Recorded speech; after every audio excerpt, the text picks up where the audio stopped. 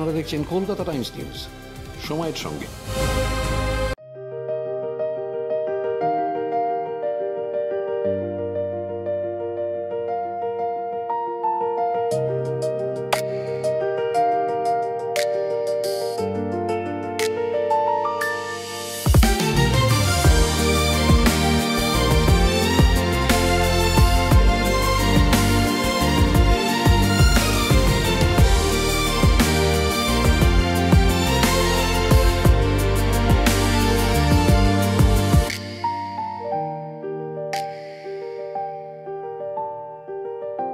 এ ভাই, আমি কিন্তু ইন্টারভিউ করবো না, আমি একদম মানে টলি পড়ার মতন। তুই রিক্সা চালিয়েছিস? হ্যাঁ, ফুল অন রিক্সা চালিয়েছি।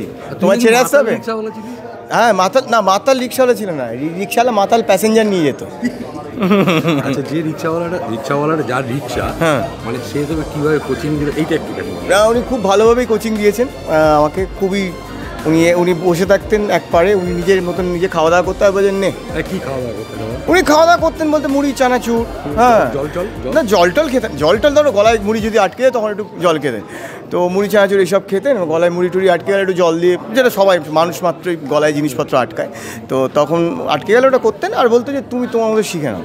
হ্যাঁ, আর মাঝে মাঝে আমি বলতাম যে দাদা একটু ওয়েট লাগবে, কারণ আমাকে না শুটিংয়ে প্যাসেঞ্জার নিয়ে চালাতে হবে।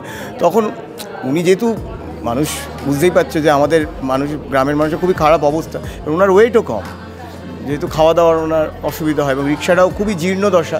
হ্যাঁ, বলছিল 40-45 কেজি ওজন হবে। হ্যাঁ, ওরকমই হালকা ওজন।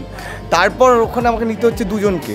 হ্যাঁ, সত্য এবং চন্দন সেন, মানে বুঝতে পারছো, মানে প্র্যাকটিসটাও বললাম যে ঠিক আছে, প্র্যাকটিসটা হয়েছে কিন্তু পুরোটা ভালো করে হয়নি।